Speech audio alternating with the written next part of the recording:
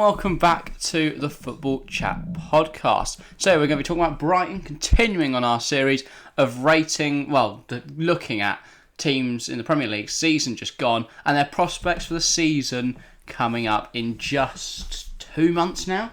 Yep. Something like that. It's been crazy how close it is. It's episode 48 of the podcast today. As you may hear from my voice, I'm a little bit ill, so if it annoys you too much, apologies. There's not a lot I can do. But yeah, going to be talking about Brighton today, whose season I was very, very impressed with. Thoroughly enjoyed watching Brighton last season. They were always a very exciting team to watch. I look at games like their 4-0 drubbing of Manchester United, and it just shows the kind of season they had. They didn't pick up points against the small teams, and then were able to mix it with the big dogs. So, like the Norwich game, they should have lost if Josh Sargent put any power on his shots. But then they go and pack in United. They give teams like Liverpool, Chelsea, City, Tottenham, I think they beat, didn't they? Clubs like that are run for their money. I can't remember all their scores across the season. Get that up now. But they definitely gave the big dogs a good gut of it. As you said, it was a very good season from Brighton. Finished 9th in the league on 51 points. A very strong showing from Potter's Seagulls. But as the story of Brighton has always been for the last 2 seasons, they create so much, but they don't score their chances. Again, last season, expected goals of 54.4, and they only scored 42. I do think if they add a striker, they could genuinely be up there for European places. Neil Maupay is great for a bit of shithousery. Yeah, I was going to say. But for an out-and-out goal-scoring striker, there are a lot better players out there than him. Indeed. Right. And Graham Potter, of course, a fantastic coach as well. I think he deserves the England job, but I guess Brighton would never want to let him go because he's doing a brilliant job right now. I think if you continue to give him the reins over the next 5 or 10 years, I genuinely think Brighton could be one of the best sides in the Premier League. Yeah. So I'm excited to see the future of Brighton over Potter. I now know after saying this that they're going to be like 20th. Yeah. Rock bottom, 0 points. But I genuinely think this is a squad with a lot of talent.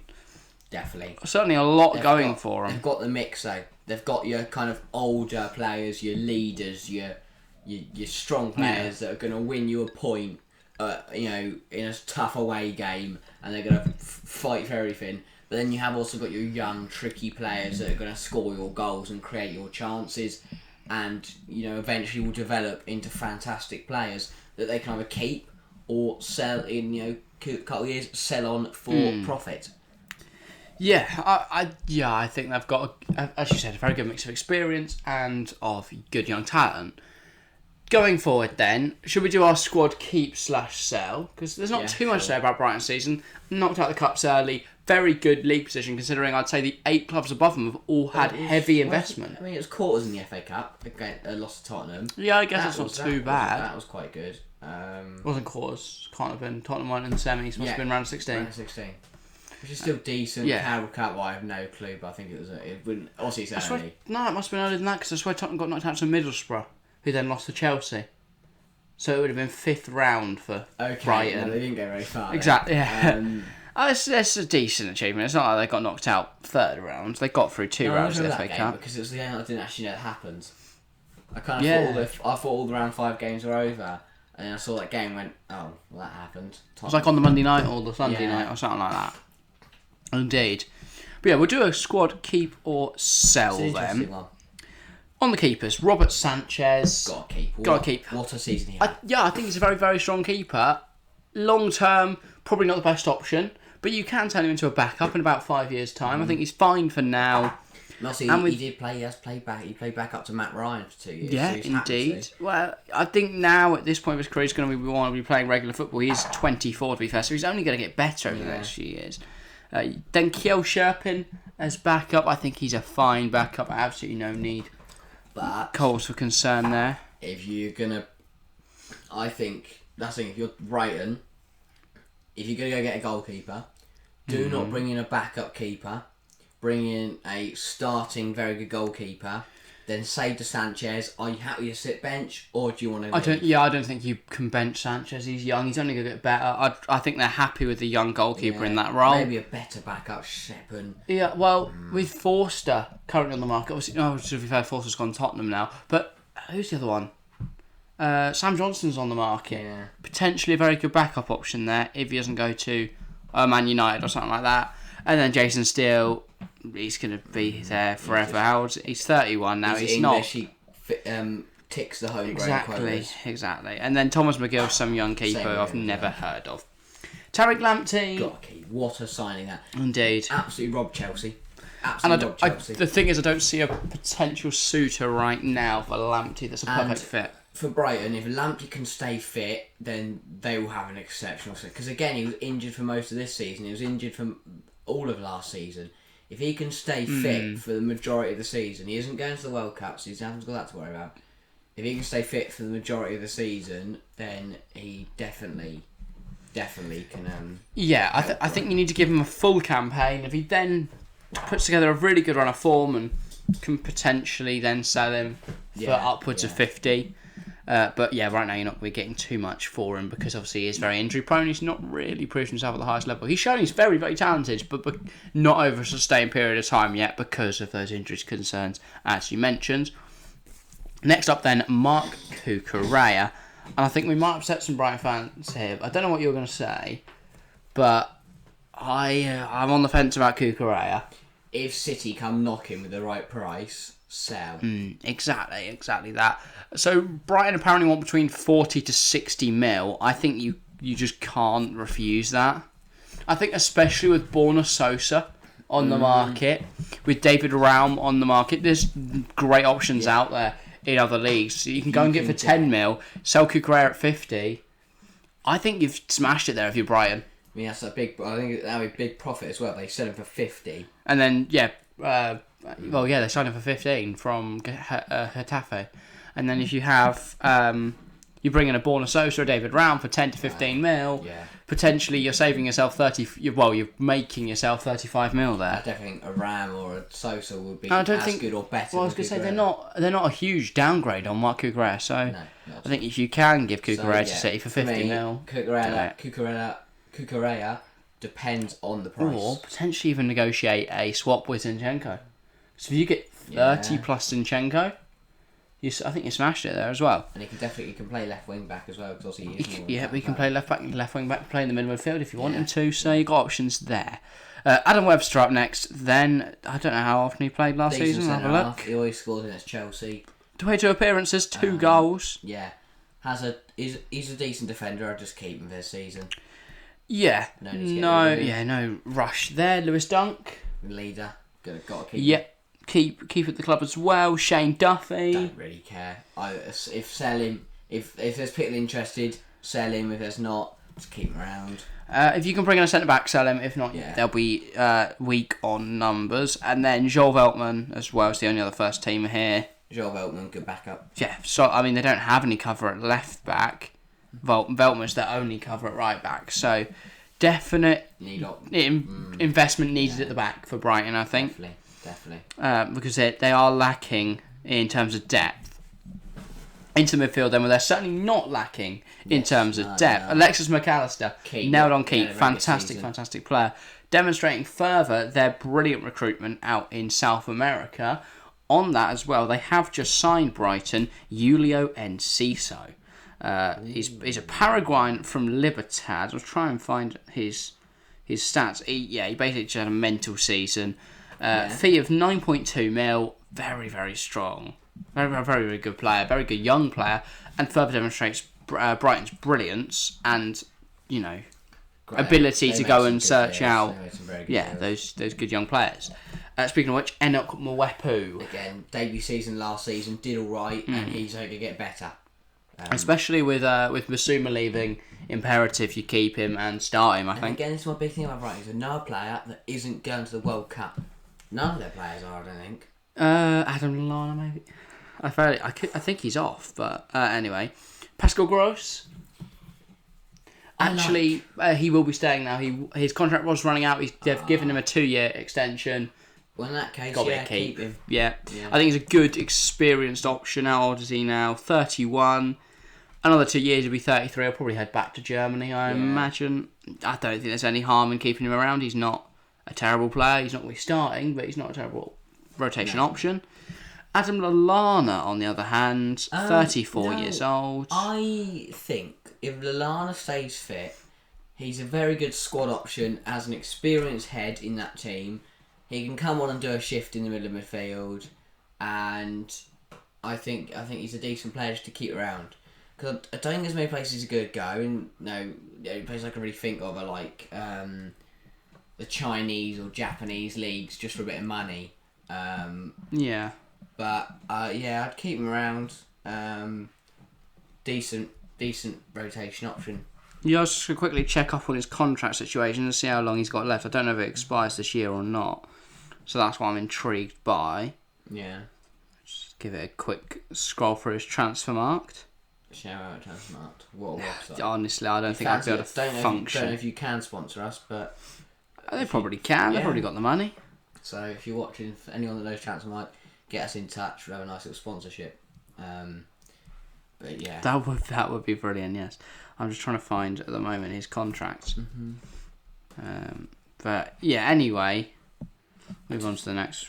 Yeah, it doesn't. Okay, I can't find it. Right. I believe it's. I did see that he signed a 3-year deal from 2020, though, which would say it runs out next summer. Yeah. So let him go. Let him go on the end of his contract next year. Jakob Murder. I like him. I don't think Brighton can afford to let go of midfielders right now. They've just let Basuma leave. Maybe if they bring someone in. To be fair, they are quite stacked in central areas. Good player.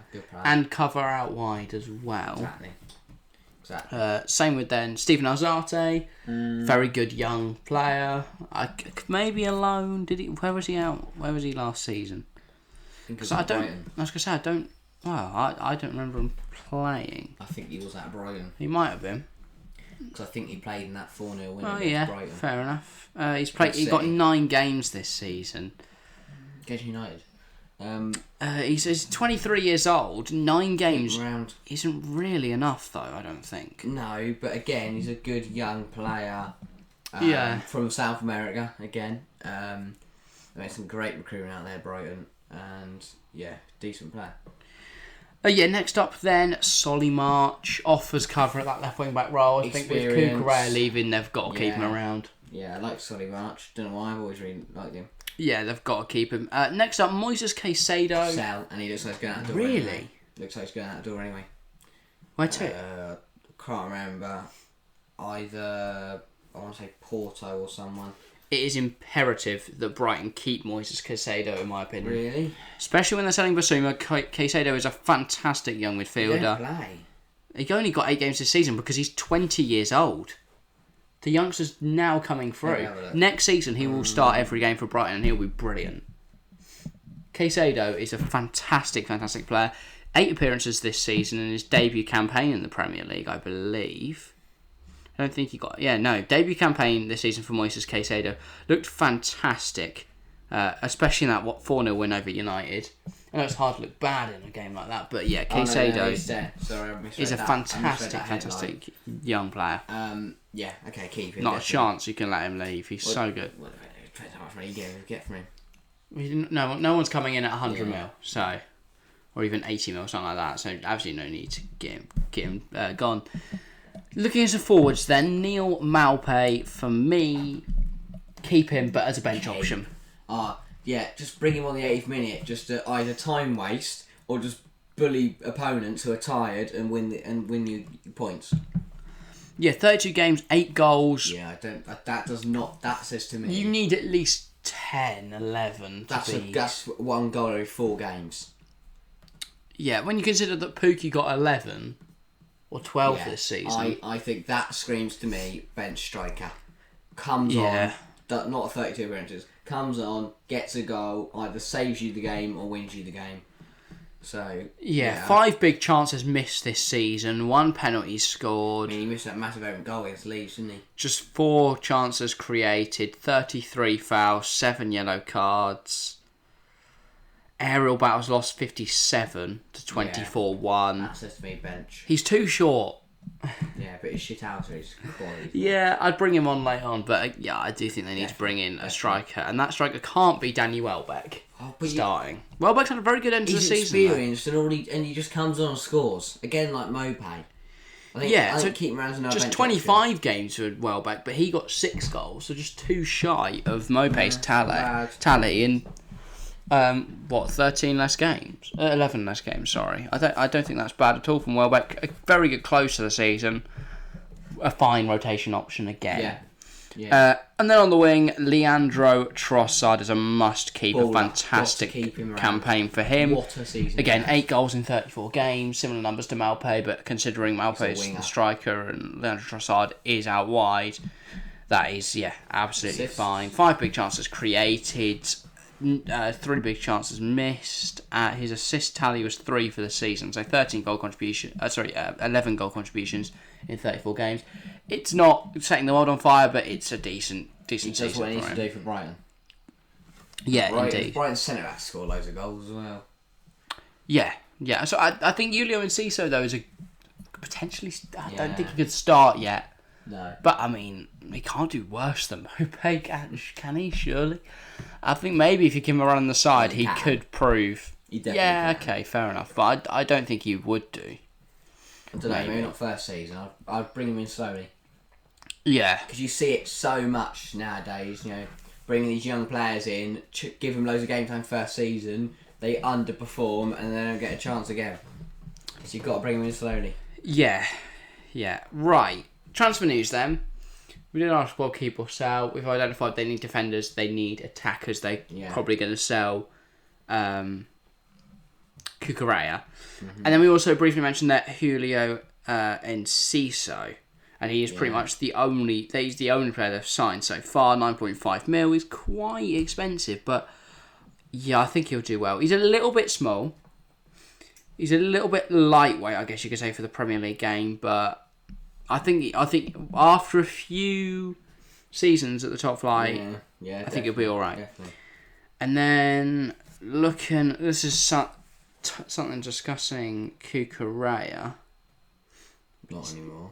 No, I hate. Right, that website is the worst for transfer news because the title is never what they talk about in the article. But yeah, I think Brighton. I think it's a bit like the Brentford one, where we said they're kind of going to have a nothing season, and for me it depends on what the teams above them and below them do, because I think teams like Villa and Newcastle will probably be going up, maybe. Yeah. But then teams maybe like a Wolves or West Ham could drop off a little bit. So I think they'll be roughly around the same place they are now. Yeah, so this says here Brighton approach Rem over 7 mil rated Marshall Munetzi. Again, a midfielder replacement for Juve Basuma for 7 mil. Great deal. Apparently stats according to the Mail Online Sport are, it says Trump Real Madrid new boy Aurelien Tchouameni. Zimbabwe international. I doubt that, but okay. 7 mil when you've just made 35 from Basuma. I think it's very low risk. Deal sounds good. I think one of the big the Brighton problem with Brighton is they got absolutely robbed for Basuma. Tottenham basically walked in there, gave him a chocolate bar and a pound. And I think they could have got at least 40, 45. In fact, they only got 25? 35, I believe it was in the end. So not 35. Too bad. 25 to 35, something like that. A little more, but yeah. They're selling Leo Ostigard, who I didn't even know was a person. So shame. They're really gonna miss it. Yeah, I think same kind of season for Brighton. But again, as we said with all of these, especially the ones that we're doing at the start of the series, it really depends who they buy. Yeah. The transfer window just started. There's plenty of time to buy players. We have no clue who they're going to buy. And also Newcastle apparently throwing their hat in the ring for Mark Cucurella. So a lot of clubs are interested there. Newcastle need I just back don't see him. Yeah, I don't think see Newcastle coming with Cucurella staying at the club. With Newcastle coming with 50-60 mil and give Cucurella a monster wage, Brighton and Cucurella would be so happy. So pretty much the only news is that they've signed in so they're probably going to sell Cucurella. That is about all for Brighton. Based on that then, loose prediction. So 9th last season, not a load of investment, but a few key players. Gonna lose Kukureho. I don't think it's a huge loss. It's certainly a loss, but not Depends a who they're huge loss. replacing with. Depends who they're replacing Yeah, indeed it does. They are going to need to replace him. There's no way they can let Kukureho leave and just play Solly March for the season with no backup. That is They will get rid of pure insanity. So loose predictions then. I think the problem is with this, to base where they're going to finish is off of how other teams are going to perform. Yeah. And that's tough to do without seeing the whole window yet. But right now, I would have Brighton around the upper half of the second half of the table. Yeah. I'd have them right at the sharp end, but not quite in the top 10. No, I think they'll be a little bit lower. A little bit of a drop down. Still around mid-table, definitely. I think the recruitment of certain other sides is much better. They'll be nowhere near Europe, but they won't be in a relegation battle. I think, they could. I think they could challenge for Europe. It depends on who they buy for the rest of the summer. I think there's too many. I'm not saying Brighton can't. I think there's a lot better teams out there than them that are going to get Europe. I think their lack of players going to the World Cup could aid them significantly, though. A little, yeah, definitely. I think it's something that people aren't really discussing too much, but you have the decreased lack of injuries. And it's going to come down to which team has the better depth at the end of the day, really, as well as the quality. And players more willing to throw their bodies on the line for Brighton because they've got no national side to to Premier League, protect themselves. Carabao Cup, FA Cup, Champions League. Most of some teams, obviously, Europe. Everyone's going to be playing a game every 3 days. So it's going to come down to who's got the best depth, who's got the fittest players, as well as who's. The fact got that Brighton don't have European competition could potentially be knocked out of Carabao Cup early. I think it could aid them. Yeah, all the way around. They stay in the Carabao Cup, do well in the cup competitions because the other teams aren't focusing on it. Yeah, potentially I don't indeed. see a Harvey Vale, Sunset Bell, and Willian back. Yeah, front three for Why Chelsea. was I thinking of that as well? Why did I go Willian? I don't know, but I want to see that. So Brighton can take advantage if teams do that. Indeed they could. That's about all for today. Yeah. Yeah, Brighton, strange kind of time for them. I don't really know where their transfer business is going to go. To predict what to do because they never seem to do too much transfer business of big name players. They always go under the radar, and about 2 years later, you go, actually, this kid's been killing it for years. I've barely been noticing him. I didn't realise until the last 3 or 4 games that Brighton were actually in the top 10. Yeah, they can't just float around that mid-table area and they go into the. This Moises Caicedo guy is a prime example of what I was saying about players that are just emerging out of nowhere. He's barely been the first team, and then the last 8-10 games, seen him actually getting some starts and minutes for Brighton. He's looked fantastic. I mean, he was pivotal in them beating Manchester United 4-0. Still mental, by the way. Still hilarious, isn't it? Yeah, I think who've they got on the opening day, Brighton? Yeah, I think that does depend. What can they get? Will they get on a good run? Yeah, can they hit the ground running? Let's have a look. They play Man United away. If they win that 4-0 again, I was going to say potential for another 4-0, or for Man United to prove they're here. But I think under Ten Hag, whole new side. I'll take that. It's a chance for Brighton to get some very big points over a top 6 side very early in the season. And then Sky in transition. Panicking, and Roy Keane will have a history fit, and Gary Neville will be saying, get him out. That they aren't good enough, and bring back Fergie. But yeah, that's all for today then.